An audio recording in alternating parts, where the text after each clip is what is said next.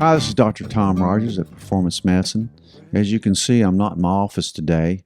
Again, because it went over so well last week, I'm in my music room. People ask me all the time, Dr. Rogers, how are you so cool at your age? Well, I think it's because of my guitars. My guitars are definitely cool. I look cool with guitars. I'm really not that cool, but my guitars make me look cool.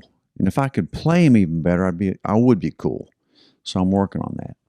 But anyway, we're here to talk today about something relevant with health. And I've been asked recently by somebody that emailed me, what's a good lean diet?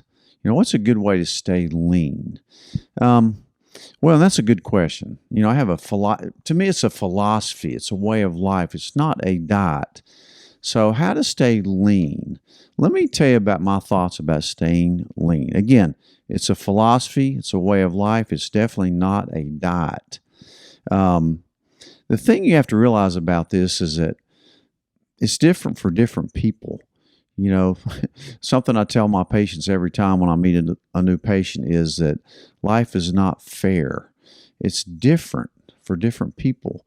Your beanpole buddy may eat twice what you do and twice as bad, and yet they're skinny and you're not, or maybe the other way around. But anyway, everybody's metabolism, their hormones, their environment, their genetics are different. So different people may have to approach it differently.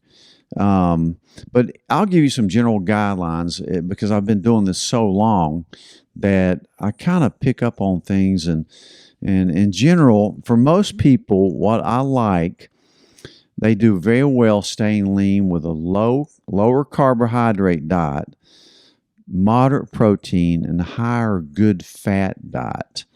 So in other words, you want to eat a lot less carbs and a lot more fat and a moderate amount of protein. Not too much protein because through gluconeogenesis, fancy term for your liver making more sugar, it can turn the protein into sugar. So that goes to fat.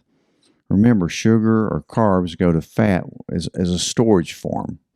And it gets kind of complex with the biochemistry of it, but you're just going to have to trust me because I try to bring what's practical into your lives. Because I do some pretty deep dives into why, but my idea for this kind of podcast is to, for most people, make it simple. So that's what I believe in. So as far as carbs go, which should be the least thing you eat in most cases, I mean, there are differences. Again, I'm not against a plant-based diet for some people. Again, if you're on a vegan or vegetarian diet, you definitely need extra vitamins. And I'm not against it, and some people stay pretty lean with that. But there's a lot of good things you can get by eating certain meats as well. So with the carbs, you want a low glycemic carbs like vegetables and berries. A lot of fruits are high in sugar, fructose, which is even worse than glucose as far as it going to fat because you can't recognize when you're getting too much of it. You ever notice when you eat fruit, you're never really full? It's because fructose, it kind of bypasses that satiety center a little bit, and it's really metabolized different by your liver. So carbs, just think veggies and berries as your carbs. Now, the vegetables that are bad for you, of course, are potatoes and beets. So limit the amount. And I'm not saying you have to eliminate all the carbs that you love, like every bread, but definitely cut down on it and look at that if you have a problem with that. And I do like low limits of sourdough bread. Protein, you can get that mostly by, grass-fed beef, organic poultry, and lots of small fish. And when I talk about fats, I'm talking about, of course, your fish and your meats. You get fats and protein in both those. Also nuts, but avoid cashews and peanuts for sure. Peanuts are definitely not even a nut. They're really a bean. So avoid peanuts. There's so many peanut allergy people too. So they'll tell you right there it's not great for you. Um, the oils like avocado oil, olive oil, coconut oil are very good for you. Please avoid vegetable oils. Never use them. They're terrible. Um, I love fish, especially the smaller fish. You probably shouldn't eat tons of tuna because of the mercury that can be in tuna. Avocados, which is a fruit, but it's 70% fat and very good for you. Cheeses are fats. Avoid processed cheese, but some of your aged cheeses are really good for you if you tolerate dairy. Okay, some people don't. Same thing with eggs. Eggs are full of good cholesterol. Remember, cholesterol is not the demon that most people think it is.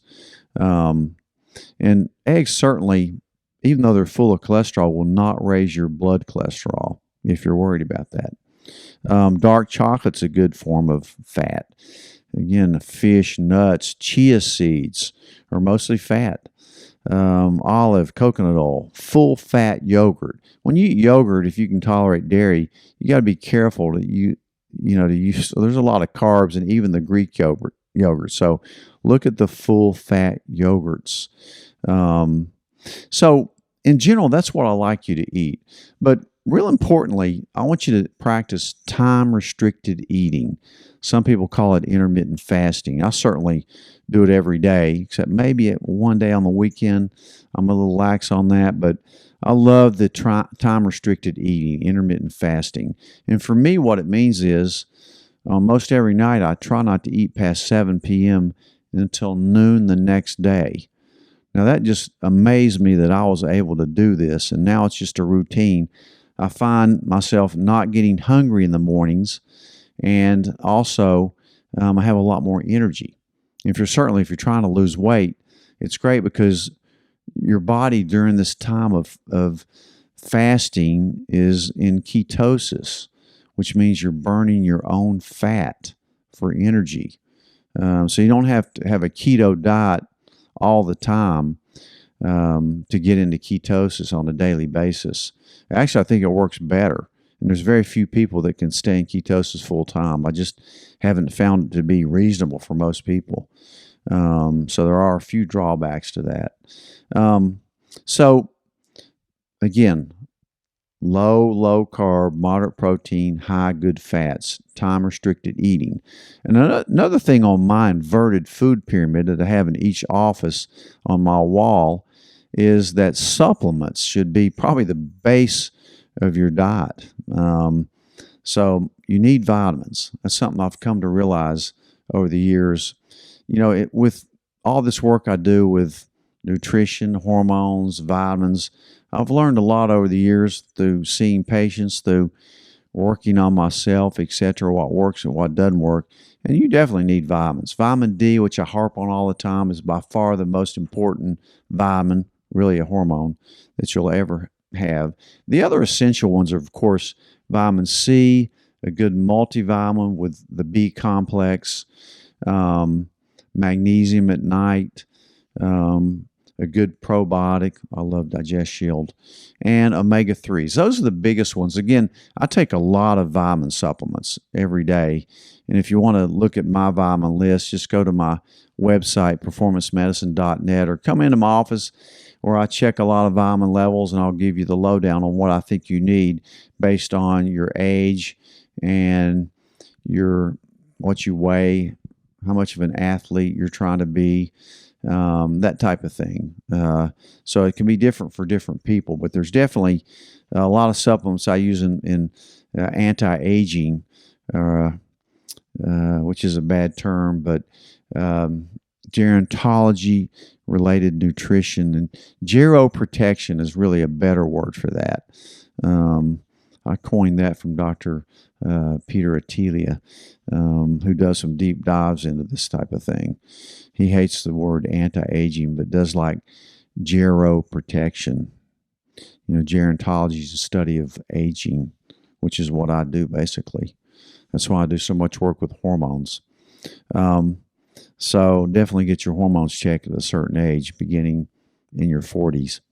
Other ways to stay lean are increase your water intake. And coffee is actually very good for you in most cases.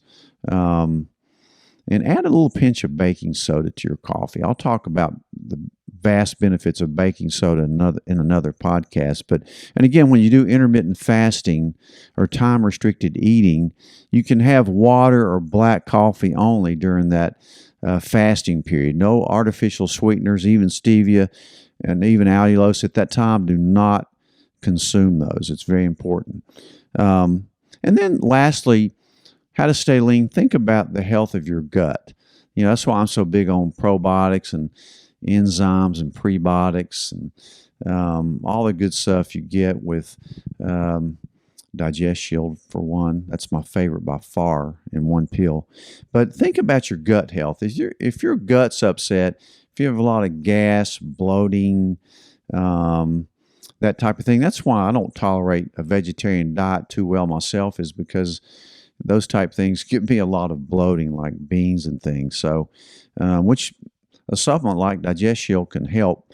I keep circling around to that for some reason. But so your gut health is very important. If you've got gut issues, which lead to autoimmune diseases and all kinds of inflammatory situations in your body, which lead to virtually every disease out there, including cancer. So think about your gut health. And again, it's different for different people. Certain people can't tolerate dairy or glutens or lectins. So think about how staying on a lean diet is unique for different people.